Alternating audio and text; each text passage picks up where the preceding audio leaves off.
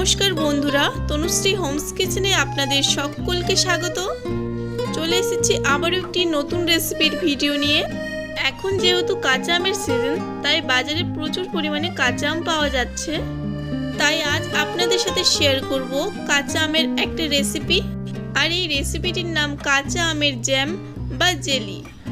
বন্ধুরা, ভিডিওটি শুরু করার আগে আমার এই চ্যানেলটি যদি সাবস্ক্রাইব করা না থাকে সাবস্ক্রাইব করে নেবেন, তার সাথে পাশে থাকা বেল আইকনটিও প্রেস করে নেবেন, যাতে আমার চ্যানেলে আসা প্রত্যেকটি ভিডিওর নোটিফিকেশন সবার আগে আপনাদের কাছে পৌঁছে যায়। এখন এই কাঁচা আমের জ্যাম বা জেলি বানানোর জন্য প্রথমেই এখানে পরিমাণ মতো আম নিয়েছি।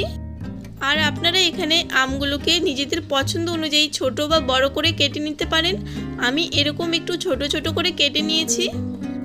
এখন এই আমগুলো প্রথমে সেদ্ধ করে নিতে হবে, তার জন্য একটা কড়াইয়ে কেটে নেওয়া আমগুলো দিয়ে দিলাম। এবার দিয়ে দেব পরিমাণ অনুযায়ী জল, তারপর সামান্য পরিমাণে এখানে লবণ দিয়ে দেব। এখন লবণটা ভালোভাবে মিশিয়ে নিয়ে তারপরে ঢাকা দিয়ে এই আমগুলোকে ভালোভাবে সেদ্ধ করে নেব। 5 মিনিট পর এখন ঢাকা খুলে নেব। এখন দেখুন বন্ধুরা, এই আমগুলো কিন্তু খুব ভালোভাবে সেদ্ধ হয়ে গেছে আর জলটাও বেশ অনেকটা শুকিয়ে গেছে। এখন গ্যাস অফ করে এই আমগুলো অন্য একটা পাত্রে তুলে নেব। আমগুলোকে একটা পাত্রে তুলে নিয়েছি। এখন প্রথমে এই আমগুলোকে ঠান্ডা করে নিতে হবে, তারপর মিক্সিতে ভালোভাবে ব্লেন্ড করে নিতে হবে। আমগুলো এখানে আমি মিক্সিতে ব্লেন্ড করে নিয়েছি। আপনারা দেখুন আমের পাল্পটা ঠিক এভাবে রেডি করে নিতে হবে। আর এই আমের পাল্পটা যত ভালোভাবে তৈরি করা হবে, জ্যাম বা জেলিটা কিন্তু ততই ভালো হবে। এবার গ্যাস ওভেনে একটা কড়াই বসিয়ে তাতে তৈরি করে রাখা আমের পাল্পটা দিয়ে দেব। আমি এখানে 2 কাপ আমের পাল্প নিয়েছি, তাই আমি এখানে 2 কাপ পরিমাণ চিনি দিয়ে দেব।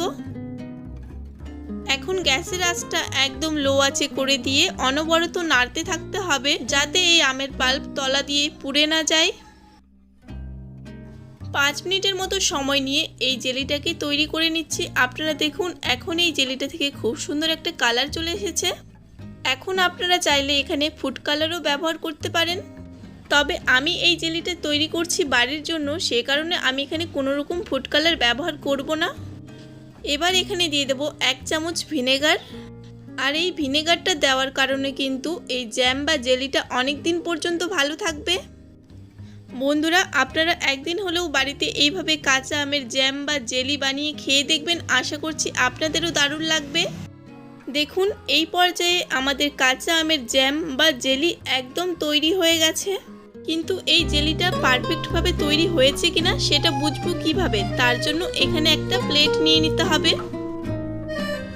এখন এই প্লেটের মধ্যে কিছুটা পরিমাণ আমের জেলি দিয়ে দেব। এখন দেখুন বন্ধুরা, এই জেলিটা কিন্তু ঠিক একই জায়গায় রয়েছে, নিচে পড়ে যাচ্ছে না। আর এই জেলিটা কিন্তু একদম পারফেক্টভাবে তৈরি হয়ে গেছে। আপনারা এভাবেই খুব সহজে বুঝে নিতে পারবেন জেলিটা তৈরি হয়েছে কিনা। এখানে আমার কাঁচা আমের জ্যাম বা জেলিটা পারফেক্টভাবে তৈরি হয়ে গেছে। এখন গ্যাস অফ করে দেব। এখন এই জেলিটা হালকা গরম থাকা অবস্থাতেই একটা কাচের কৌটোর মধ্যে তুলে নেব। আর এইভাবে কাচের কৌটোর মধ্যে জ্যামটা রাখলে কিন্তু অনেক দিন পর্যন্ত ভালো থাকবে। বন্ধুরা, এখন এই জ্যামটা কিন্তু পাউরুটি বা রুটি দিয়ে পরিবেশন করার জন্য একদম তৈরি। বন্ধুরা, আজকের এই রেসিপিটি আপনাদের কেমন লাগলো অবশ্যই আমাকে কমেন্ট বক্সে জানিয়ে দেবেন। রেসিপিটি ভালো লাগলে একটা লাইক, কমেন্ট আর যতটা সম্ভব ভিডিওটি বন্ধুদের মাঝে শেয়ার করে দেবেন। ভিডিওটি শেষ পর্যন্ত দেখার জন্য সকলকে অসংখ্য ধন্যবাদ। সবাই ভালো থাকবেন, সুস্থ থাকবেন।